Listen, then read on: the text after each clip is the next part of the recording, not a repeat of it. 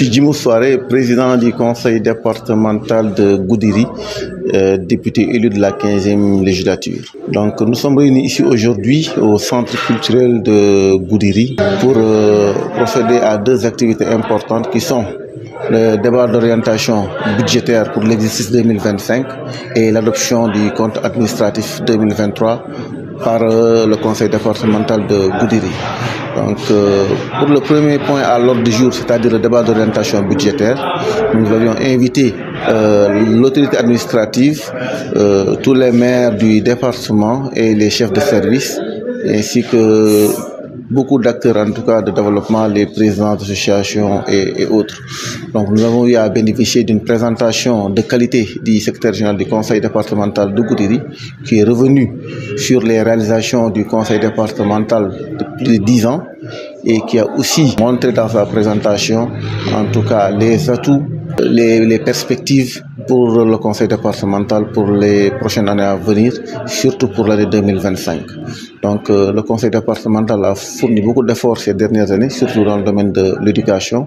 Nous avons aussi fourni des efforts dans le domaine d'accès à l'eau à travers la réalisation de mini-forages. Nous avons accompagné des femmes à travers la réalisation de périmètres maraîchers. Nous avons accompagné le secteur jeune aussi avec le secteur de la jeunesse, avec les étudiants, les phases départementales et beaucoup d'autres activités. Je pense que les gens se sont rendus compte, malgré l'insuffisance des moyens, des efforts du conseil départemental pour répondre aux préoccupations des populations du département. C'est aussi l'occasion pour nous de remercier les autorités administratives du département, de remercier les maires et les chefs de service pour en tout cas la collaboration. Dans le département de Goudiri, nous travaillons en parfaite collaboration pour ensemble apporter des réponses aux préoccupations de nos populations. Remercier encore aussi les partenaires, principalement la diaspora. Vous savez, la diaspora joue un rôle extrêmement important dans le développement de ce département, et nous remercions aussi tous les dispositifs de l'État et les partenaires techniques et financiers, les partenaires privés qui nous ont accompagnés pour l'atteinte en tout cas des objectifs que nous nous étions fixés.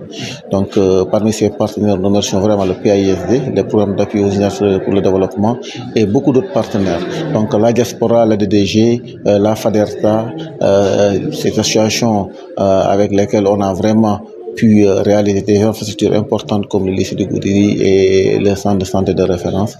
Et aujourd'hui, tout le monde connaît l'apport de la diaspora dans le département de Goudiri, et je pense que cette parfaite collaboration entre notre diaspora, le conseil départemental et les communes sont bénéfiques, en tout cas a été bénéfique pour les populations du département. Nous allons poursuivre nos efforts dans le domaine de l'éducation, dans le domaine de la santé, accompagner les jeunes, surtout en ce qui concerne l'amélioration de l'employabilité des jeunes du département. Et en tout cas, mettre le focus encore sur des secteurs clés comme le secteur de l'eau, vraiment pour objectif, en complément de ce que l'État va réaliser, atteindre dans les 2 prochaines années, en tout cas l'accès à l'eau dans tous les villages du département. Ce sont des objectifs que nous comptons atteindre avec le concours de l'État et avec les autres partenaires. Nous allons mettre le focus en tout cas en 2025 sur l'accès à l'eau dans le département de Goudiri, en multipliant la réalisation de forages, de mini-forages dans le département, bien sûr en partenariat avec les associations de la diaspora. Nous allons redoubler aussi d'efforts pour accompagner le secteur de la jeunesse à travers l'amélioration de leur employabilité, les accompagner dans la formation, en accompagnant aussi les centres de formation professionnelle de Goudiri, les accompagner aussi dans leurs projets. On va essayer de mettre en place en tout cas un fonds pour accompagner quelques jeunes et en faire des exemples en termes d'entrepreneuriat.